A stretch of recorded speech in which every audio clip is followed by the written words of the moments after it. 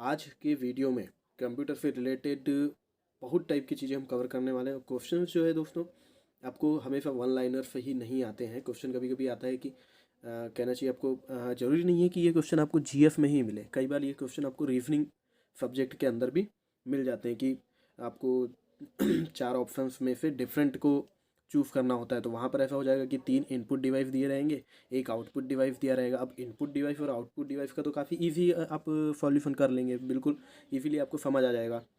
लेकिन दोस्तों वहीं पर अगर आपको एंटीवायरस दे दिया और बीच में कोई एक ऑपरेटिंग सिस्टम डाल दिया तो वो ढूंढ पाना कई बार मुश्किल होता है। या फिर अगर हमको ऑपरेटिंग सिस्टम दे दिया और बीच में कोई लैंग्वेज डाल दिया तो डिफरेंट चूज कर पाना कठिन होता है।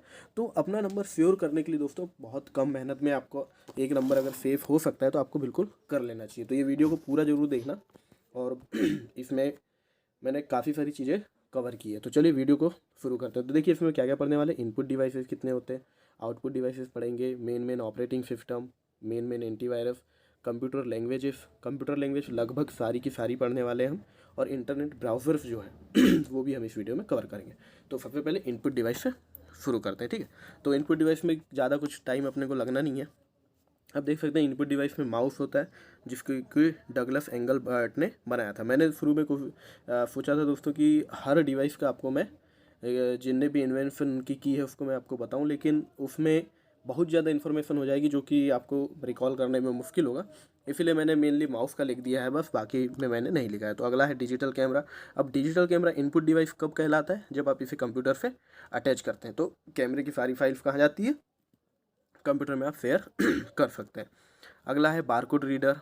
शॉपिंग मॉल वगैरह में हम यूज़ करते हैं तो बारकोड जो लाइन होती है, कई हमने आपने देखा होगा हर प्रोडक्ट पर एक लाइन बनी हुई, तो उसे बारकोड कहा जाता है। और बारकोड को इस डिवाइस के द्वारा रीड किया जाता है। तो ये भी एक प्रकार से क्या है, इनपुट डिवाइस है। बारकोड में जो भी इन्फॉर्मेशन है वो कंप्यूटर तक पहुंचती है।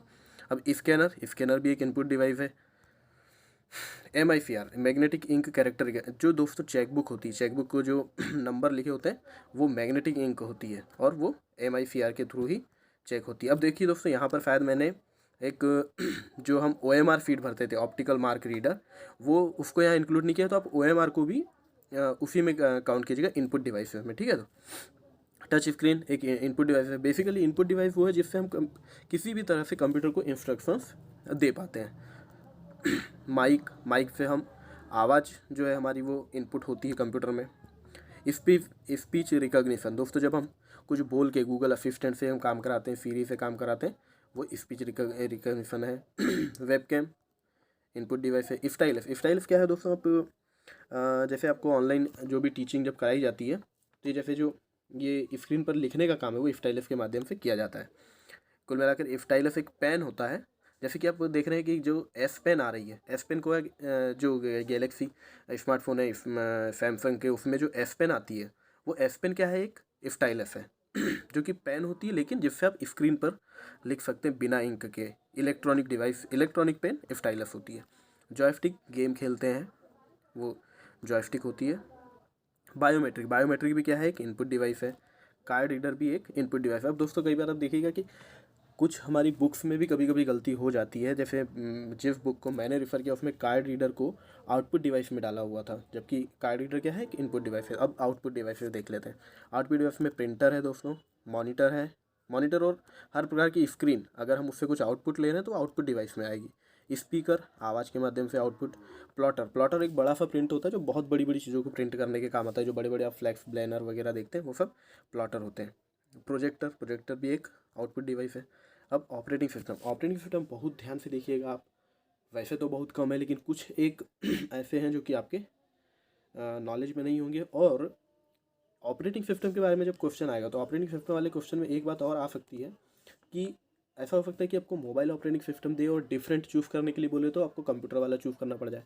कंप्यूटर वाले में कई हो सकता है कि कुछ 3 जो दिए रहेंगे वो लाइनक्स बेस्ड रहेंगे, चौथा रहेगा वो अलग टाइप का रहेगा तो आपको उसको चूज़ करना पड़ेगा। तो इसको मैं बेसिकली ये ध्यान में रख करके बना रहा हूँ कि आपको क्वेश्चन ऐसा सीधा ना पूछा जाए कि ये ऑपरेटिंग सिस्टम क्या है, या कुछ उसमें एनालॉजी जो आती है ऑड वन आउट, उस टाइप के क्वेश्चन के लिए भी आपको मैं तैयार कर रहा हूँ। तो चलिए ऑपरेटिंग सिस्टम देखते हैं। ऑपरेटिंग सिस्टम में देखिए iOS जो एप्पल या आईफोन वगैरह में होता है ऑपरेटिंग सिस्टम, वो iOS होता है। गूगल का एंड्रॉयड है।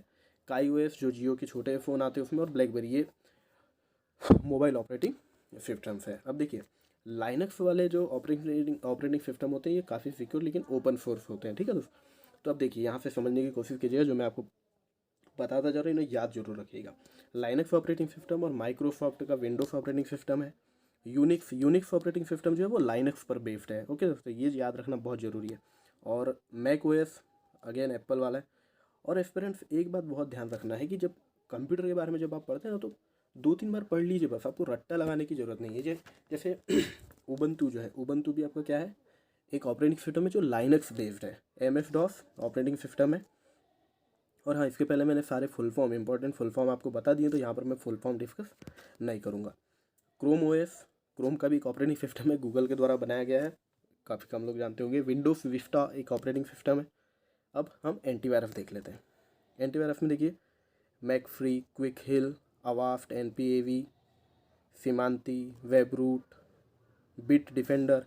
ये आप जैसे डिफेंडर देखते हैं इसे समझ जाएंगे आपकी ये एंटीवायरस है, ठीक है। ये कास्पर की एक बार मुझे याद है दोस्तों किसी एग्ज़ाम में पूछा हुआ है, तो कास्पर की यह एक एंटीवायरस है। देखिए एंटीवायरस फिर से एक बार बता दे रहा हूँ। एंटीवायरस कौन कौन से हैं? McAfee, Quick Heal, Avast, NPAV, Symantec, Webroot, Bitdefender and Kaspersky and K7, ये एंटीवायरस। अब दोस्तों ये जो फायरवॉल होता है ना, ये भी एक तरह से आप समझ लीजिए इसको एंटीवायरस में। आप जब क्वेश्चन सॉल्व कीजिएगा तो जो फायरवॉल है इसको आप एंटीवायरस में ही कंसिडर करिएगा दोस्तों। ये क्या होता है, हैकर वगैरह से बचाने के लिए फायरवॉल कंप्यूटर में डाली जाती है, तो ये एक तरह से एंटीवायरस ही मान के चलिएगा मोटा मोटा। अब कंप्यूटर लैंग्वेजेस देख लेते हैं, बहुत ज़्यादा इंपॉर्टेंट है कंप्यूटर लैंग्वेजेस। इसमें तो दोस्तों फुल फॉर्म को ही क्वेश्चन आ रहे हैं। अभी NTPC का एग्ज़ाम चल रहा है और उसमें जो क्वेश्चन आ रहे हैं वो कंप्यूटर की लैंग्वेज का फुल फॉर्म के रूप में आ रहे हैं। अब इसको एनालॉजी में भी आ सकता है, ऑड वन आउट में। तो देखिए बेसिक भी एक लैंग्वेज है। क्या होती है? Beginners all purpose symbolic instructions code. COBOL क्या है? Common business oriented language. Fortran क्या है? देखिए फोर क्या है? फॉर्मूले के लिए, और ट्रान क्या है? ट्रांसलेशन के लिए। तो इसको वैसे ही याद रखिएगा, फॉर्मूला ट्रांसलेशन। एल्गोल क्या है? तो एल्गो से क्या है? एल्गोरिदमिक, और एल से क्या है? लैंग्वेज। प्रोल से क्या है? देखिए प्रो से प्रोग्रामिंग इन, ये प्रो से प्रोग्रामिंग है, और OG LOG से क्या है? लॉजिक। तो प्रोग्रामिंग इन लॉजिक। HTML क्या है? Hypertext markup language. Examiners favourite question है ये, HTML बार बार पूछा जाता है। अब देखिए JS क्या है? जावा स्क्रिप्ट लैंग्वेज है कंप्यूटर की, इस पर प्रोग्रामिंग की जाती है। HTML hypertext markup language. XML, अब देखिए XML यहाँ पर EX है दोस्तों, तो पहला वर्ड E है लेकिन ये X जो है सेकंड वाला उससे ही शुरू होता है, तो क्या है ये? Extensible markup language. CSS क्या है? Cascading style sheet. JS क्या है? जावा स्क्रिप्ट। PHP क्या है? Hypertext pre pre processor. क्या है? Hypertext pre processor. PHP क्या है? ये जनरल पर्पस एक स्क्रिप्टिंग लैंग्वेज है दोस्तों, है ना। PHP से क्या होता है? स्क्रिप्टिंग लैंग्वेज है। कभी ये भी पूछा है कि निम्न में से कौन सी स्क्रिप्टिंग लैंग्वेज है, तो वो PHP होती है, हाइपरटेक्स्ट प्री प्रोसेसर। VBS क्या है?